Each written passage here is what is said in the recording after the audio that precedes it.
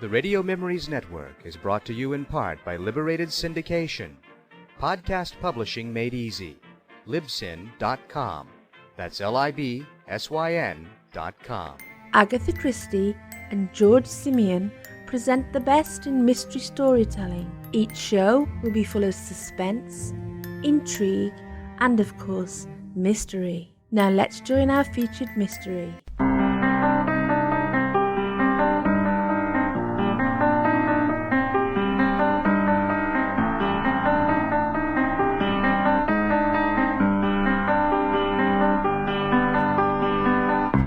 Simenon's Maigret, a series of plays based on the novels of Georges Simenon.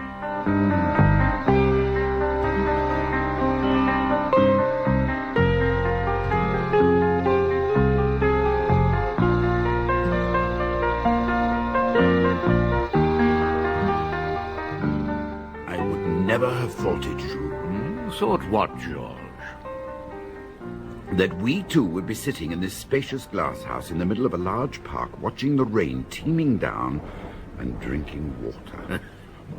All this stuff is good for our livers, George. Years of misuse. That's your diagnosis, remember. Vichy. No doctor sent me here. I'm perfectly well, fit as a fiddle. Well, we both came of our own free wills. You must give it time. In a few days, you'll feel a different person. I already feel very different, believe me. Unwell and foul-tempered. You must accept your situation, George, and drink up. When I first came here over 10 years ago... Yes, I know. You were far from well, and a doctor sent you.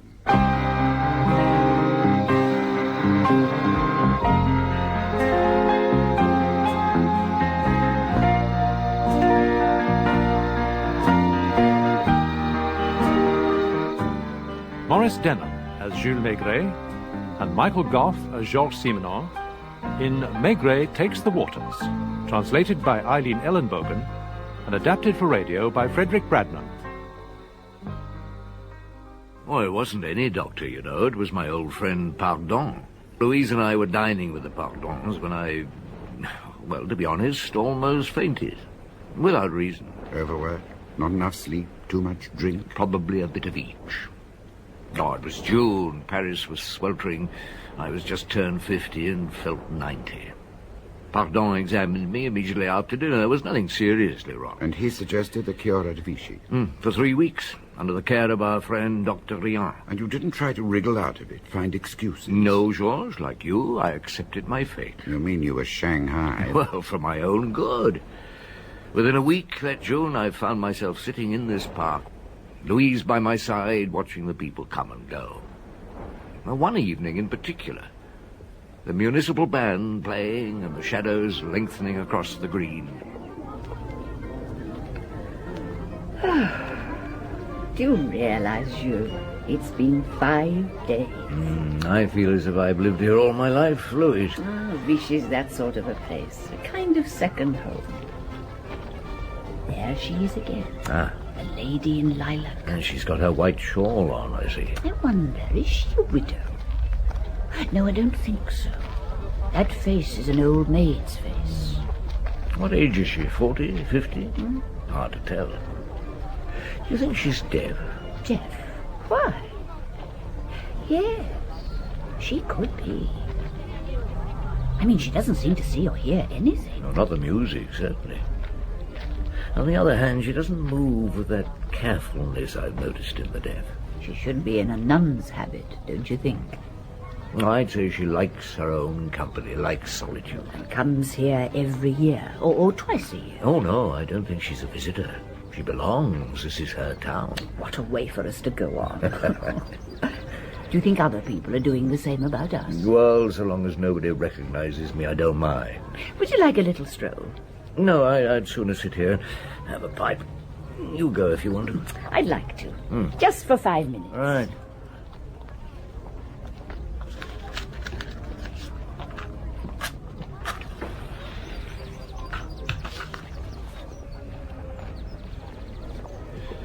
You're going to be all right, Jules. Thought you were at the beginning of the end, didn't you, damned idiot? What did Dr. Villon say? ERS perfect. Cholesterol a little on the high side. Nothing we can't deal with. No need to worry about uric acid. Blood count could scarcely be better. Treatment? I want you to alternate between 2 springs, Chomel and Grand Gris. I've written down what you should take and your diet. There's nothing wrong with you, but a thorough clean-out won't cure. Ah, there goes Our Lady of the Lilacs. Nobody in the world but her. And there's Louise. They pass each other. Louise smiles. Lilac Lady doesn't register. That walk, so prim and so infallible, never a foot wrong. I smiled at her. Did you see? Yes, I did. You have a lovely smile, Louise. But she wouldn't be able to tell, would she?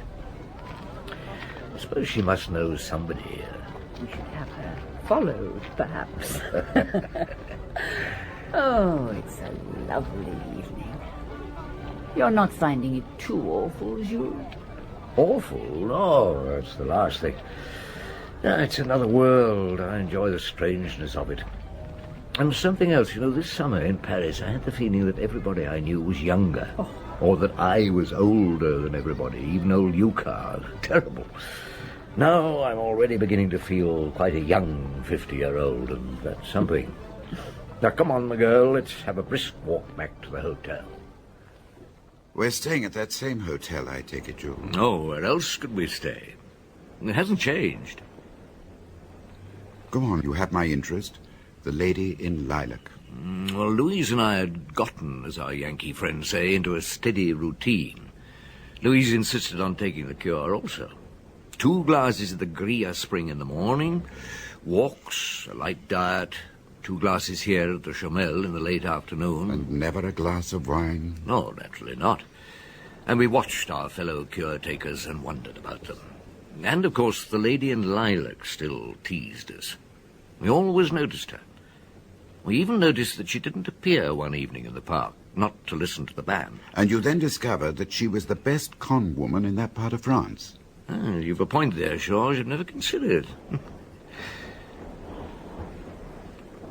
you know, I actually like this stuff. Keep to the Lady in Lilac, please.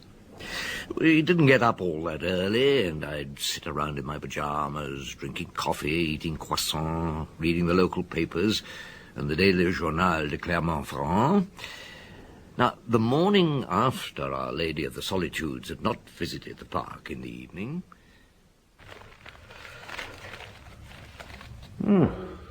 Good grief. I'll be damned. Louise? I'm cleaning my teeth. On the front page, a picture of the Lady in Lilac. What's she done, Jules? Allowed herself to be murdered. Murdered? Let me see. Well, she lived near here, the Rue du Bourbonnais. She did live in Vichy, as I thought. Owned her house, let furnished rooms on the first floor. Says she was strangled. How horrible. The poor woman. Well, who would do that to her? Was it a sex thing? Oh, they say not. The place was ransacked. Nothing seems to have been taken. There was money and jewels in one drawer.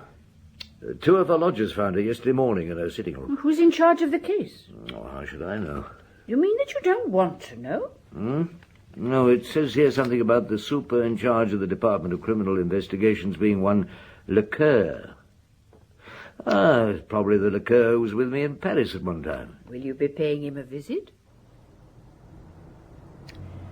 I never understand, Jules, how you find your way through the back streets to where you want to go. And you don't even know these streets. Well, it's a policeman's sense of direction. Is it really? And you're always complaining that young Lapointe could become lost in his own back garden. Where are we now? The Rue du Bourbonnais. The dead woman's house? Across there. What's it called? Can you see? Just. The irises. There's a milkman trying to deliver the milk. Oh, he had his order, and until it's cancelled.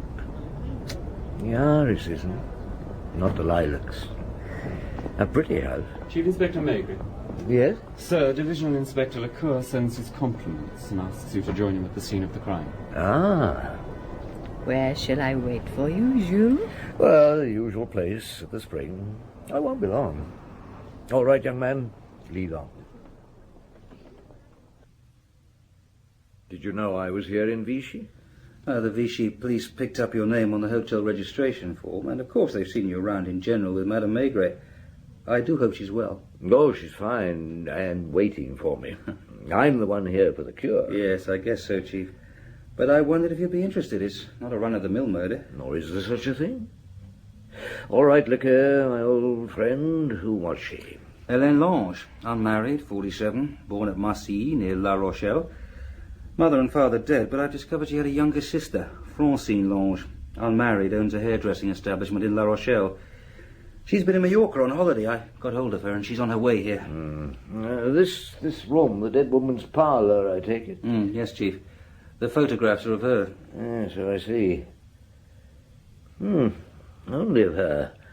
Not a single shot of anybody else. She alone. Yes, I hadn't noticed. 'Tis odd. What do you know about the murder? Well, not very much.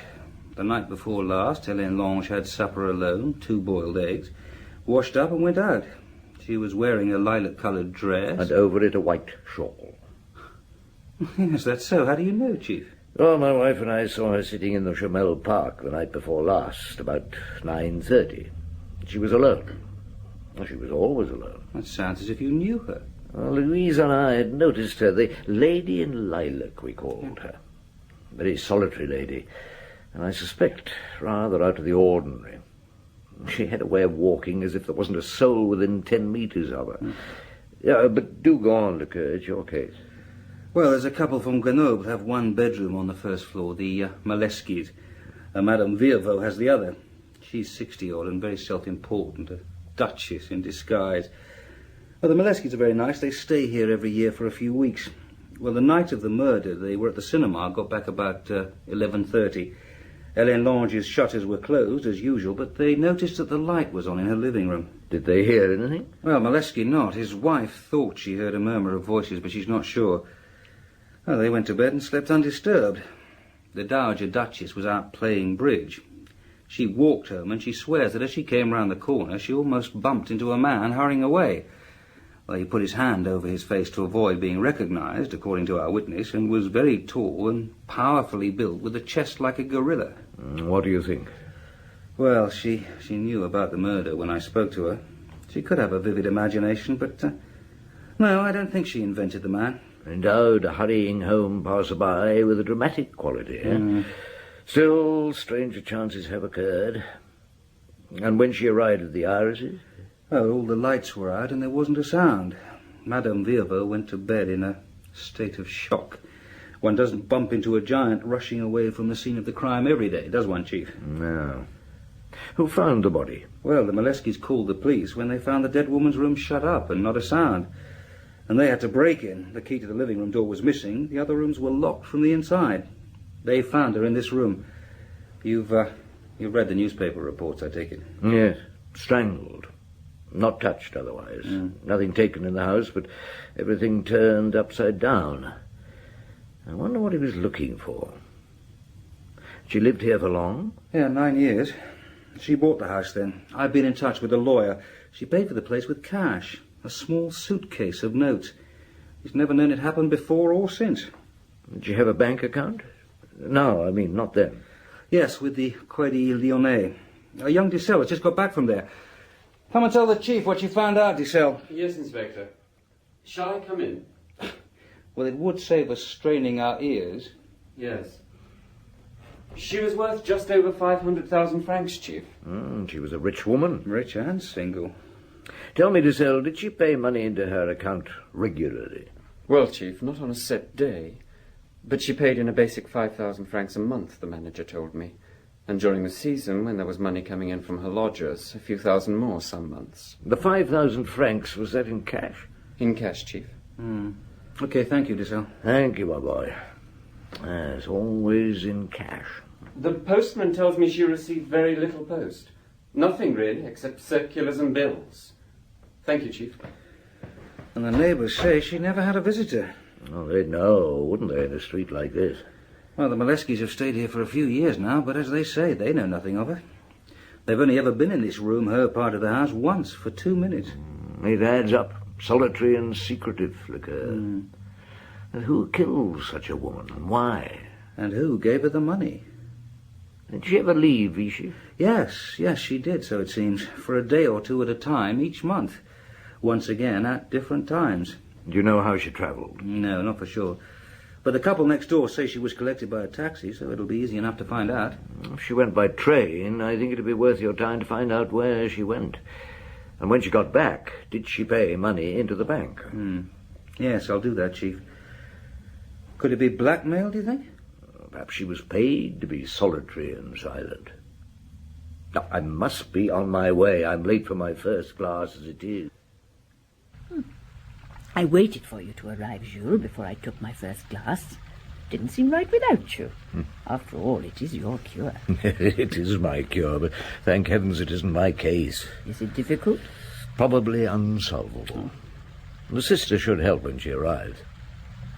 What I ask myself is, why did she come to Vichy? Why not Vichy? Well, why not the town near her home village, La Rochelle? Her sister is there. Why Vichy? Well, Jules, one can quite easily get lost in the crowd here. Yes, you're right. It's obvious if you come to think of it. Now, this town virtually changes its population about every 3 weeks. In any other town of this size, she would be known, certainly after all the years she's been here, by all and their uncles. But here... One would take her for just another visitor. Her neighbours, it seems, know little about her. But her neighbours will be busy finding out about their guests, talking about the latest batch of visitors. Well, that's the first class. We'd better have our second. We must have our second, or you must. Did you know the Vichy police are watching my every move? I can't see anybody in here who remotely resembles a policeman. The water comes out looking incredibly clear, doesn't it? I think the inhabitants of Vichy ever drink it. And what about the police? Oh, I reckon they prefer their beer. Now, come and sit down. I have a few more questions. It's nice you being on holiday, so that you can talk about a case. Well, it doesn't happen to be my case. No, dear, of course it isn't. Now, why that night in particular? The night she was killed, you mean? Yes. Why that night? Why not the night before or the month before? Because the murderer seized his chance, perhaps? She was solitary, she had a lonely routine. Nobody seems ever to have visited her, and she never visited a soul in the town. So to murder her on any night would, on the face of it, be quite simple. That is, if a local man was the murderer. But what sort of reason would he have for strangling her? And what was he looking for? Why that night in particular? Perhaps it was somebody only in Vichy on that night. A visitor. Good. Let's see it like this. Since we've been here, we've been noticing the same people 2 or 3 times a day, in this place, in the parks, where the band plays, and so on. That's true. Some of them I feel I've known for years by sight. Good. Now, this is our first visit. It'll probably be our last. But, Louise, if we were to come back next year at the same time, we'd probably recognize quite a few faces from this first visit, including the lady in lilac, if she hadn't met her with her death. Well, that's true, too, Jules. What are you trying to say? That there's somebody else in Vichy for the first time, like ourselves, going through the same routine, going to the same places. And like us, he must have seen Helene Lange once or twice. And he recognized her, you mean? He hadn't seen her for years. It took time, maybe, until he was sure, but there was something he wanted to talk to her about, something from the past. You said her sisters expected. She'd know about the poor woman's past, wouldn't she? Some of it, anyway. Of course, one can narrow down the suspects in Vichy at this time to a few hundred. Can one? I'm not going to guess, Jules. Well, according to the official brochure, people pour in for the cure at the rate of 30,000 a month at this time of the year. and about a third of them are here for the first time. 10,000. And Jules, of that 10,000, there must be over half that are women. Could a woman have strangled her? No, it was a strong man. Right, 5,000 men. Now, I'd say, from what I've seen these last days, that at least 75% of the men here are too old or too feeble or too sick to strangle a sparrow. So that leaves us with 1,250. Well, that's still an awful lot, Jules. I'll tell poor Lecoeur. 1,250 suspects. So all he has to do is to eliminate those with foolproof alibis, and the rest is easy. Oh, he's probably thinking the same way himself. The sister may help, but not if she's like the dead woman, that's for sure. Well, yeah. Have you drunk up? Yes. Time for our walk back to the hotel. A light lunch, and you will have your afternoon nap. Oh, I don't actually sleep, you know. I only relax and doze a bit.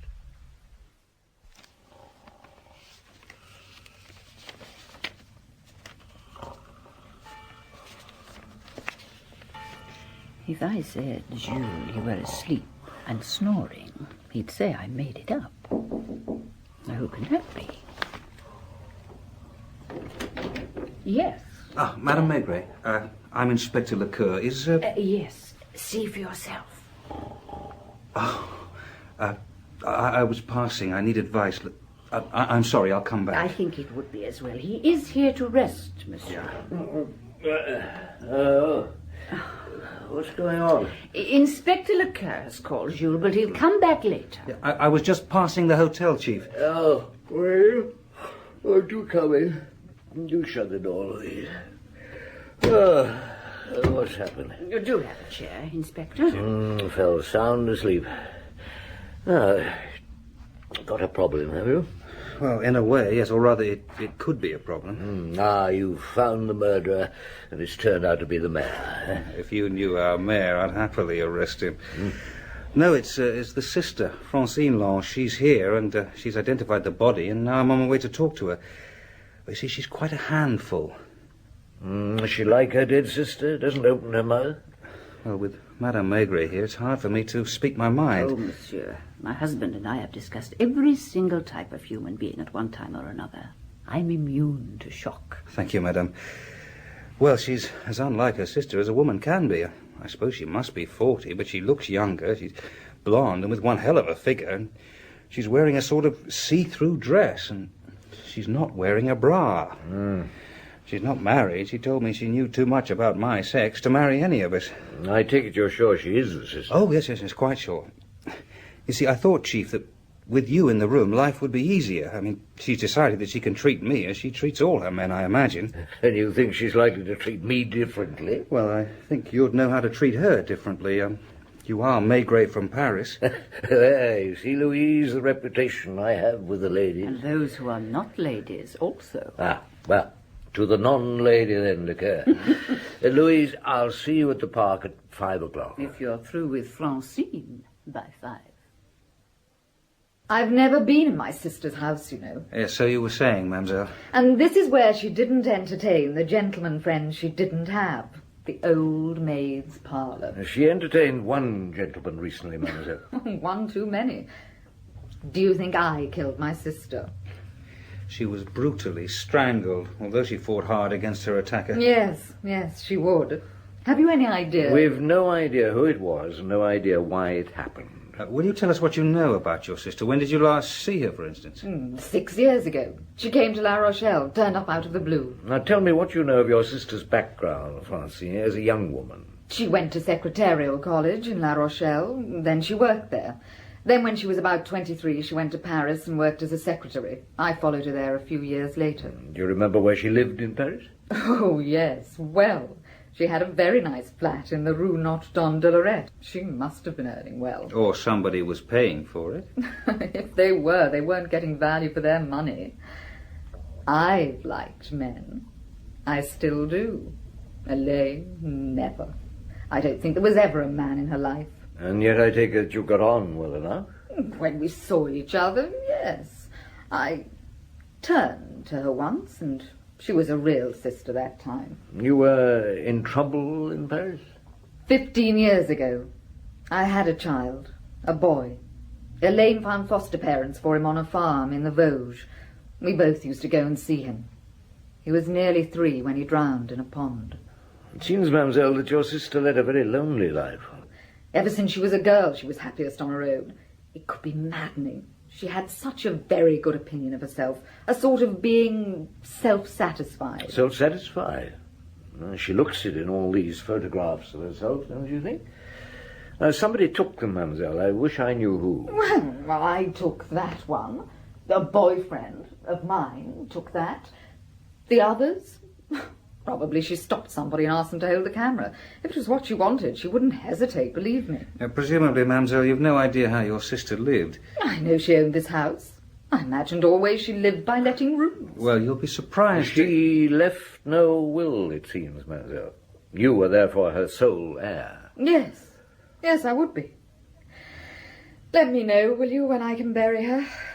The sooner I can get away from this dump, the better. So you stopped Lecoeur from saying you will be surprised to know that she died a rich woman. Yes.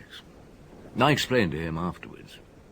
Well, not that I could really explain, Georges. I felt only that this forthright sister wasn't perhaps as forthright as she might be. And the less she knew what you knew, the better. That is simply, Georges, if she knew about the 5,000 francs a month and discovered that we knew, she could try to obliterate the source. Did you think that the sisters had been in something together? Well, they were together in Paris. Elaine up until 15 years ago, Francine more recently. There was a gap in Elaine's life, by the way, between Paris and Vichy. But in Paris she had a nice flat in a smart district, on a secretary's salary. Oh, never. Perhaps the answer lies in the past. Find out about Paris and you begin to put the thing together. Well, we were lucky, or Lecoeur was. The police found that the concierge where Elaine once had her flat was still there. And she recalled that Elaine had a gentleman call her. He was then, she thought, about 40, heavily built, expensive clothes, well-groomed, and drove a large black American car. He called a couple of times a week, left around midnight, and they sometimes went off at weekends. This for about 4 years. Then Elaine suddenly left. She would have been 32 when she left Paris. 15 years ago, when Francine had her boy child. Lecoeur still had a lot of work to do. Louise was becoming somewhat sardonic about my cure, suggesting that perhaps I should go back to Paris, as it'd be more restful. And the papers were having quite a time. And look at this picture of you. Maigret takes the waters. You look as if you've taken more than just water. Let me see. Yeah. Yes. Well, I haven't had a drink for weeks. We should leave for our afternoon drink of water in half an hour. So that is Francine Lange. I do see what you mean. Mademoiselle Francine, whose sister was recently... Lecoeur should have seen to it that she wasn't mentioned in the press. Why? Because she looks like a tart? No, Louise, because the murder is still in Vichy in all probability. And if Francine knows more than she pretends to know... Yes. I never thought. The man's still about. She could be in danger. Or she should have thought. She didn't. Come in. Dissel, come in and shut the door. Thank you, Chief. Inspector Lecoeur asked me to let you know the places that the dead woman visited over the last year. Oh, good. Far away. But before you do, I'll leave you. I'm just going down to the chemist, and when I get back, monsieur, we must leave for the Springs. Very well, madame. Well, now, how did she travel? By train. The station booking chaps can't remember all the names, but some places stuck in their minds. Strasbourg, Brest, Dieppe, Carcassonne, which meant changing trains 3 times. Lyon was about the nearest town. Paris? Never Paris. The last trip the clerks remember was on the day of some big horse race. June the 11th to Reims. And has the inspector checked with the bank account? Mademoiselle Lange paid 5,000 francs into her account on June the 13th. That fits, doesn't it? Probably stayed the night, back on the 12th, straight to the bank on the 13th. Thank you, Diesel. Thank you, Chief. Oh, when is the funeral? Tomorrow morning. The inspector will have a number of us at the cemetery.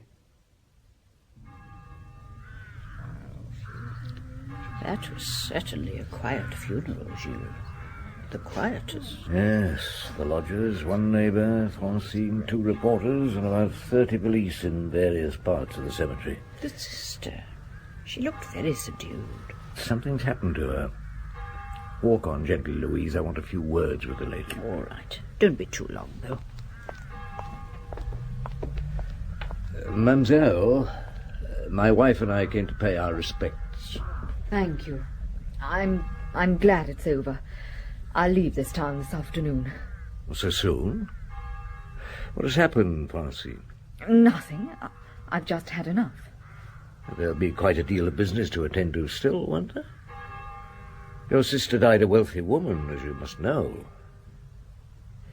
Did she help you set up your hairdressers in La Rochelle, Francine? She came into some money years ago. She loaned me some. Her lover must have been a rich man. I believe he gave her that money. 15 years ago. The first payment of many, Francine. Perhaps she did have a lover. I don't know. Well, you said the other day there was never a man in her life. Now, that child you had 15 years ago, where did you go to have it? Why do you want to know? Well, I'm not sure, mademoiselle. Where was it? Burgundy.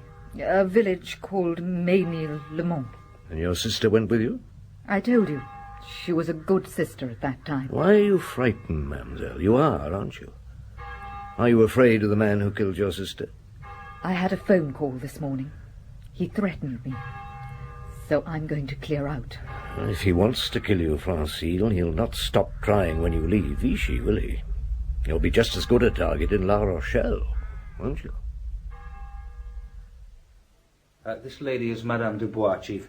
Madame Dubois, this is Chief Inspector Maigret. Oh, monsieur. Madame Dubois is the switchboard operator at the Hotel de la Gare. Francine's hotel. Go on. Well, just by chance, she listened in to the call made to Francine Lange by a man this morning. Oh, I don't make a habit of listening to calls, monsieur. Everybody believes we switchboard girls do, but we don't. Well, not all that often.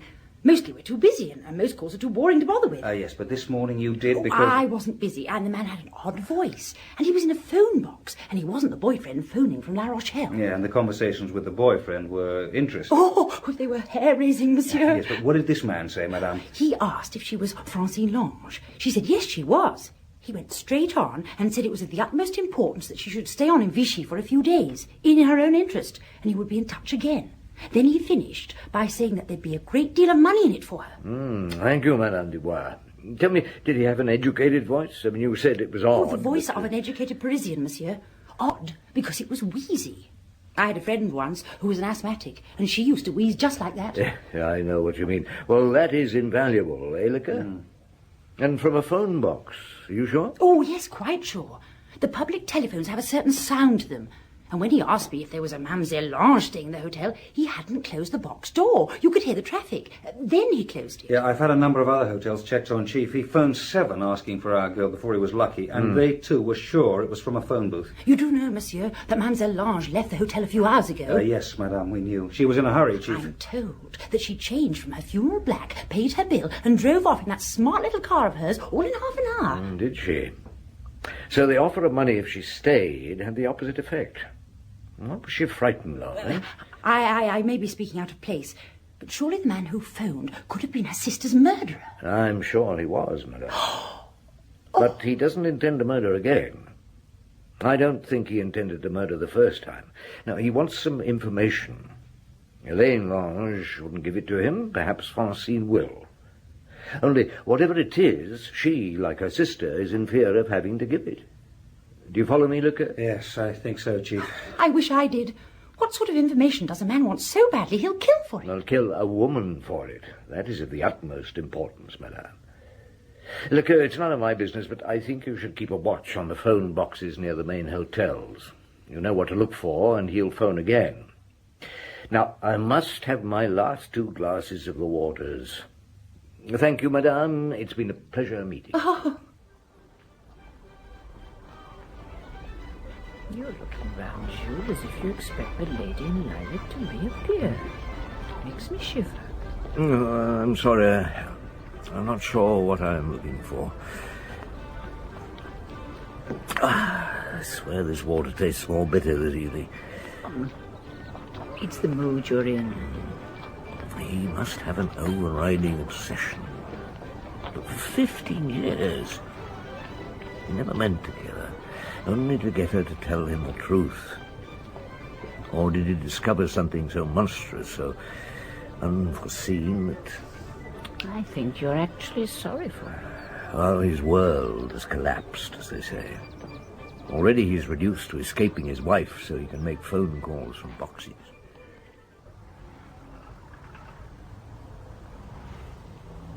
Hello? Here's somebody leaving the hotel.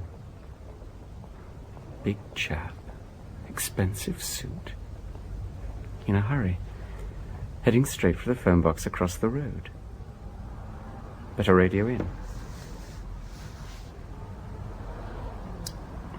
Dussel here. Suspect in phone box in the Rue de Gaulle. Watching. Damn it, I think he's spotted me. Out of the phone box, going south towards Chomel Park. Not hurrying anymore.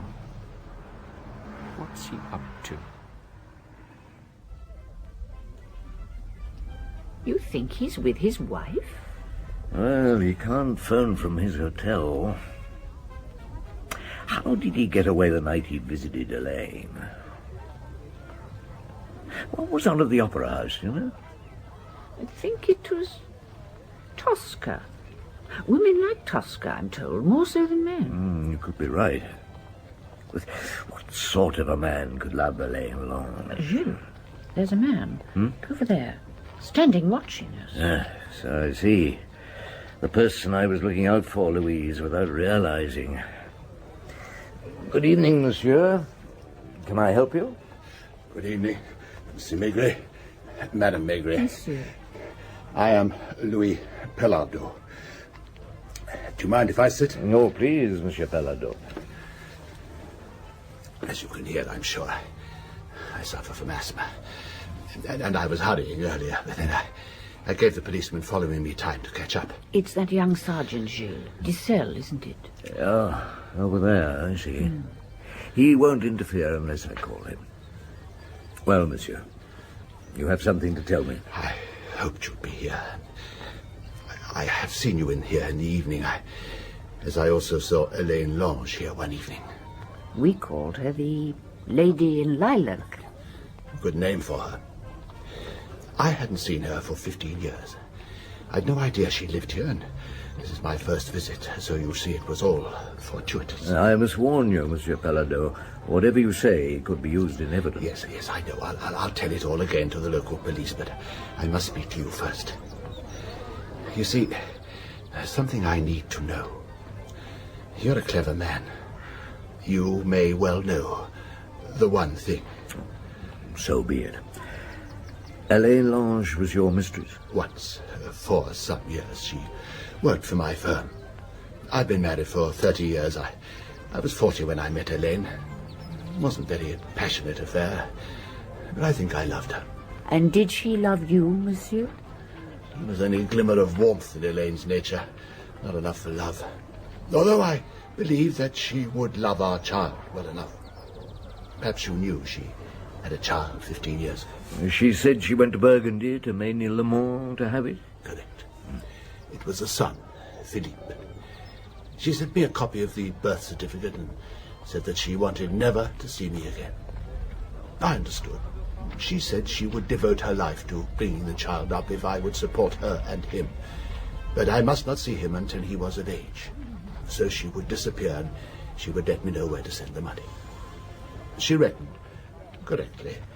If I knew where she was, I wouldn't have the willpower not to try to see her. I'm rich. I gave her the money to buy a house. I gave her money also for her younger sister's education in a Swiss convent. Elaine was devoted to the upbringing of this sister. If you'd met Francine Lange, as you wanted to, you'd have found her an unusual product of such an education. Sir, And was a lie also. I knew nothing about my son. She only ever wrote to tell me where to send the money each month. I saw her in this park. I wasn't sure it was her at first, but the second time, yes. I followed her back to her house. She never noticed me. I don't think she noticed anybody. I had to see her. That Monday, my wife went to the opera, Tosca. I wheeze louder than the singer, so I don't visit the opera house. I found Elaine in this park. I followed her back, introduced myself. I don't think she recognized me. I forced my way in and asked her about the boy. She was very calm. She told me many things about him. I asked to see a photograph. She refused. I suddenly ceased to believe her. That room, there wasn't a sign of anybody in it, ever, but Elaine. I asked to know where the boy was. She sat there, said nothing.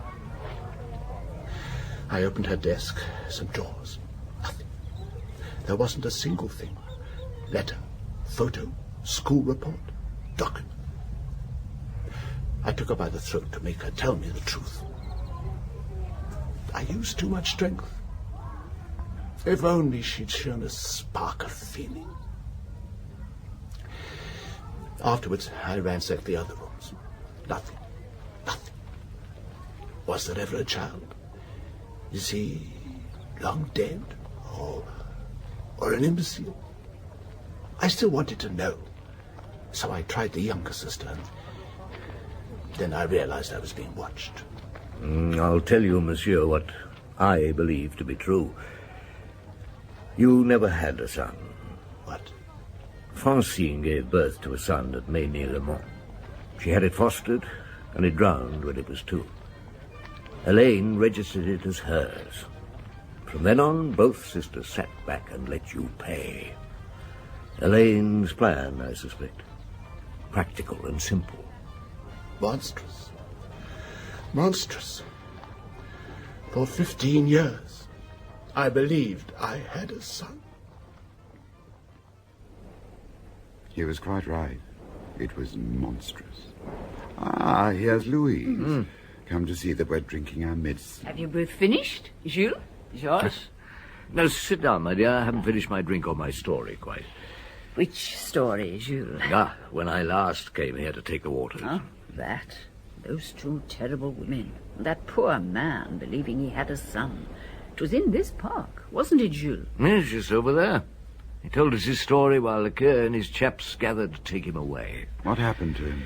Well, he employed a good lawyer and the best advocate in France. He pleaded guilty to manslaughter with mitigating circumstances. His story was such they acquitted him. For once, I was glad to see a man who had killed walk free. They took him for a ride, did those 2. Everything came out in the court about Francine. The money for her education, how Hélène claimed they were orphans, Francine's child. Pelado. That was his name. A good man of business, but a complete sucker otherwise. And to take up with such a woman. And to come to Vichy to take the waters. At least it didn't rain each day. But it did me good. Busman's holiday though it was.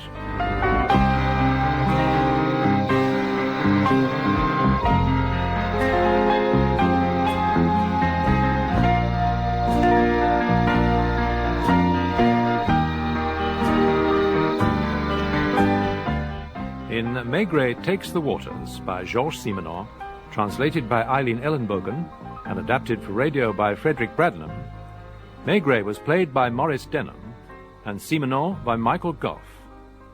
Louise Maigret, Irene Sutcliffe, Inspector Lecoeur, Rod Beecham, Sergeant Dissel, Malcolm Edwards, Louis Pellardeau, Richard Caldicott, Francine Lange, Diana Eden, and Madame Dubois, Shirley Dixon.